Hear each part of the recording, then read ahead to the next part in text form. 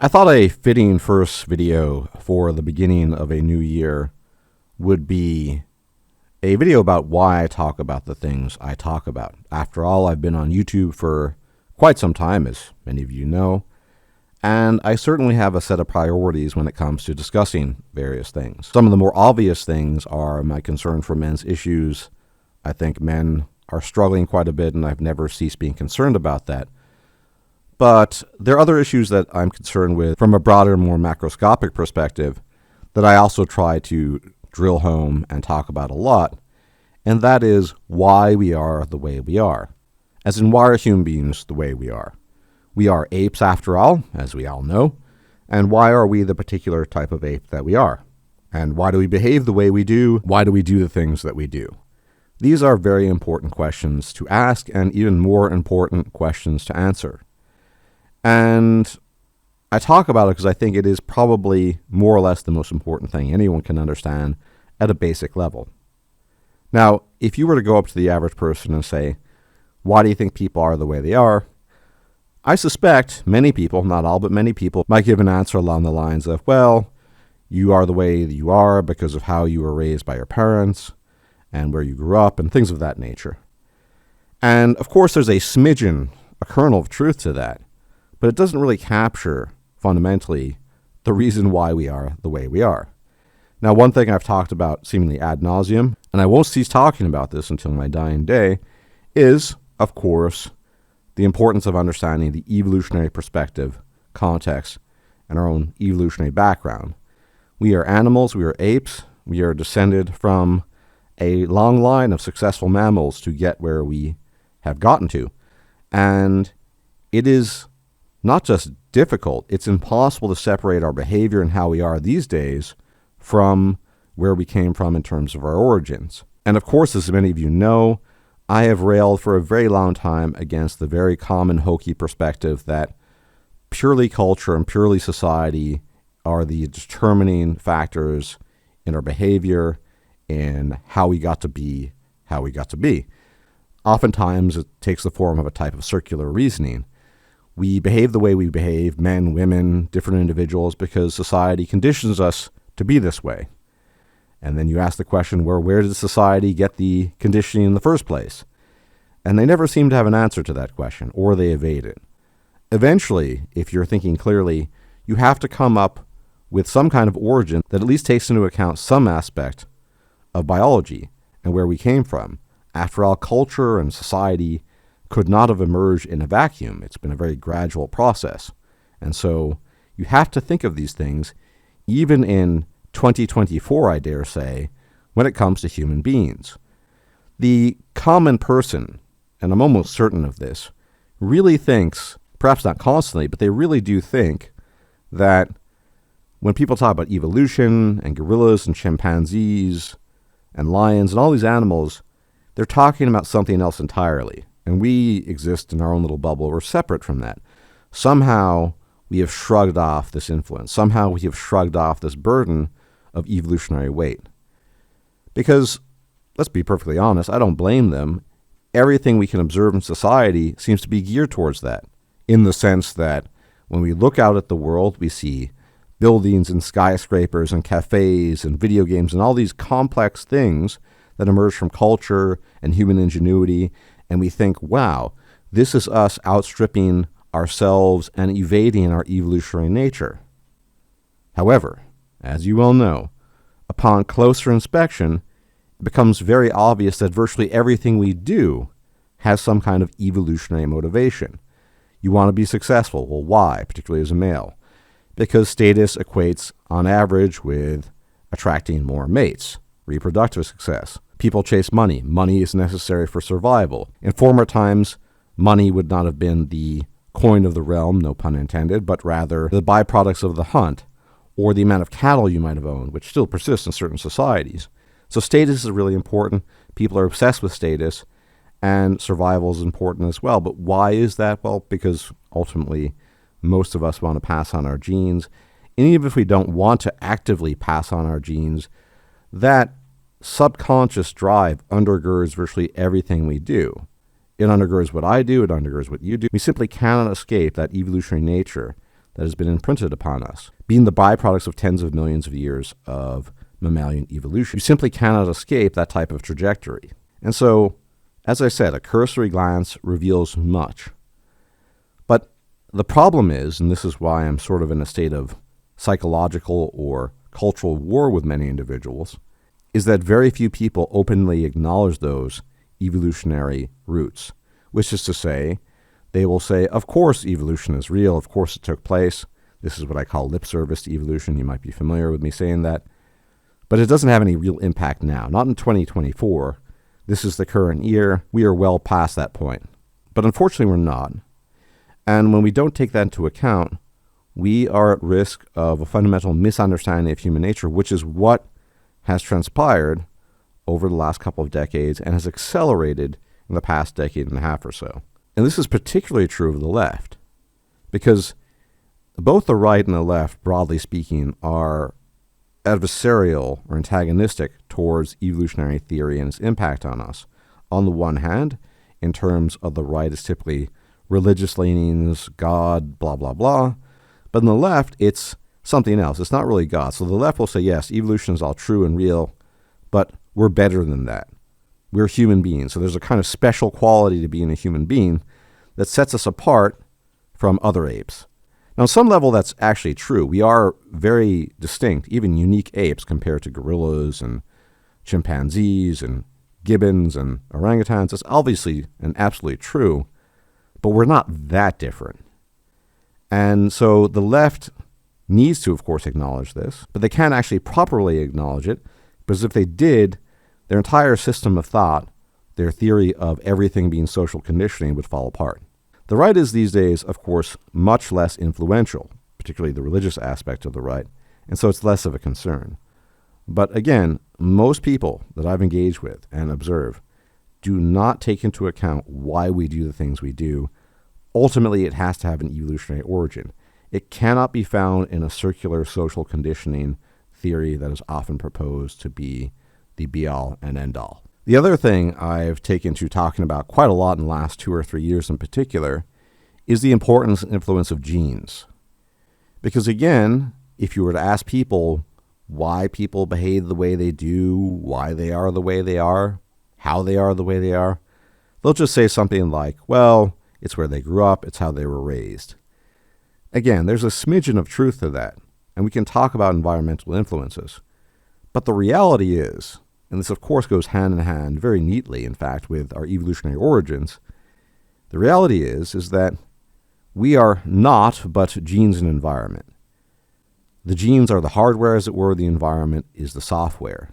But to ask the question why X person is the way that they are, well, the answer is pretty simple, even not knowing all the details, or most of the details. They are the way they are because they had a certain set of genes, and they grew up in a certain type of environment.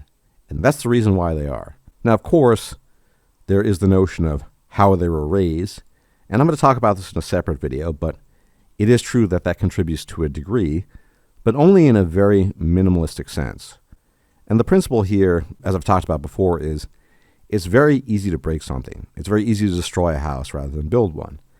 Likewise with human beings, negative parental influences from the parental environment can be very destructive and completely derail the course of a child and later on in life, even as an adult, depending on how great the damage has been with respect to the child. But neutral or positive influences really don't have that much an effect based on the research and based on observation.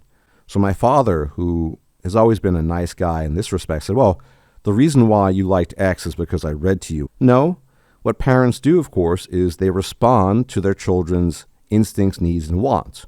So you might have a child who's very sporty, very jockey-like, and so what are you doing? Well, he has those instincts, and then you take him to Little League, he engages in X and Y and Z, and eventually he gets very involved in athletics and sports. That's you as a parent engaging in nurture, responding to nature, because nurture ultimately is an aspect of nature. And on this point, it's important to drive home, as I did in my previous video, that when you look at different outcomes in life, they are, yes, entirely due to a combination of genes and environment. And the bitter pill to swallow here, of course, is that When it matters most in terms of the environment, you have absolutely no control, basically ages 0 to 5. By the time you finally get out of the prison of childhood, most of the damage has either been done or has not been done, and the environment, inasmuch as it shaped you, has been that environment. You did not have much control up until you became a young adult.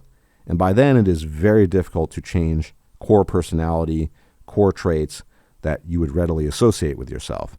Never mind the genes. Ultimately, different outcomes are attributable to genes in the sense that you have the hardware or the clay. It is molded, but the hardware is different from individual to individual. There's no version of myself, at least in this universe, that could have been a prodigious accountant, much like Petey, the great ginger Punani Slayer is. I could not be an accountant. I don't have the mental wherewithal. I don't have the interest. I don't have the desire. It's just not there. And so that wasn't going to happen. Why is Sir Petey, the Punani Slayer, able to do it? Well, because that's how he's wired, in no small measure due to his genes. So over the year, I will be talking a lot more about this in greater detail. But what I'm really speaking out against here is the blank slate mentality that a lot of people have. In particular, the notion that environment has this enormously elastic influence on your personality, on your being, how you are, completely discounting genes. And again, environment is important to a degree, mostly in a negative sense, but especially when you're really young. The environmental interventions people talk about would probably be most effective between the ages of 0 and 5, not when they're 15 or 20. And so a lot of this is amiss because people simply refuse to acknowledge that human beings are different. They differ in terms of their attitudes. They differ in terms of their personality. They differ in terms of their intelligence, their ability to achieve. And the current meta, as it were, or the current ideology tells us otherwise, tells us that we are endlessly flexible in what we can do and what we can become. And it's a bit paradoxical because both the right and the left have issues with genes. The right, as I've discussed before, believes in the virtue of hard work and believes that anyone can work hard. It's a freebie. It's not that some people are naturally more conscientious than others. They just choose it somehow. It's sort of fairy dust, right?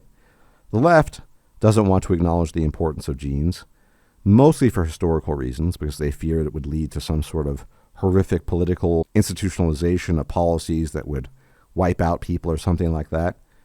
But the reality is that there's no way of getting around this anymore. If we want to understand why we're different, why some people do certain things and other people do not, we're going to have to begin a cultural revolution of sorts. Now, I am small potatoes, I'm small fries, I'm a nobody here on YouTube. But I'm trying to make my dent here, even if only some individuals become aware of this. Because the reality has remained that people are adamantly opposed to this idea, broadly speaking. There are always exceptions.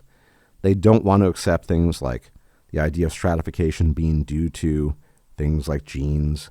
They don't want to accept that not everyone can be X and vice versa. Because in theory, it is possible to improve many of these things, but you first have to understand their origins, where this all comes from. All we are genes and environment, and we came from a very long history and prehistory of things outside of us. And if you want to understand how we actually are, you have to do that. You have to take that leap and attempt, even at a basic level, to understand our ultimate origins. And yes, it matters. It matters in your daily life too. Because when you understand that people are byproducts of their genes and environment, you're less likely to make all kinds of incorrect attribution errors when it comes to their behavior, when it comes to their being, when it comes to what they've done in their life and what they've not done in their life. Attribution errors are legion, and I don't think they're very helpful. So ultimately, and I don't think this is going to happen anytime soon, all of us, whatever our particular polarities, whatever we particularly think about certain things, need to get on the same page when it comes to the basics of human behavior and the basics of human being. Before we even get into the details, how did we get to be what we are? What are the continuing influences of this evolutionary past? And why are we the way we are right now? Genes and environment. And it's all interconnected and interlinked. However, We are not on the same page right now. There are many people across the board, across the political aisle, from every perspective imaginable, that will discount these multifarious influences and attribute to something like, that's just the house you grew up in, or something as nebulous as society. Now, I'm not particularly optimistic on the front of winning this war of ideas, but I think it's so important to understand, because once we understand the basics of this connection between our evolutionary past and our present, and our nature as byproducts of genes and environment, only then will we be able to craft an appropriate understanding and theory of how we ought to optimize things. And since we are currently in the throes of a genomic revolution of sorts, and things are changing rapidly, a lot of this might be inevitable in the sense that people are going to avail themselves of many forms of technology, all the while publicly disavowing much of this. And we need to push for getting rid of this double standard. We need to push for society, broadly speaking, being on the same page when it comes to these very basic things, which are sometimes counterintuitive, but we need to push past that and accept that we are animals, and that we are animals that are born of genes and environment, and that genes are a huge, if not the hugest, contributing factor to how we end up being the way we end up being. Until we get there, I will be fighting this war for the foreseeable future, a war of ideas, of course, a war of psychology, but this has to be said. And I think that's an appropriate message for the new year. Anyway, as always, thank you for tuning in. Many special thanks to my patrons and people on PayPal. You guys are the lifeblood of the channel. You keep the channel going. Thank you very much indeed. As for everybody else, if you can leave a like, comment, share, subscribe, all that YouTube jazz, apparently it's helpful. Let's see. And if I'm still alive, I'll check you out next time. Until then, may the gods watch over you. Enjoy the new year. Take care for now. If you liked this video, please like, share, and subscribe. And if you enjoy my content, please consider making a donation or becoming a patron. Thanks for watching.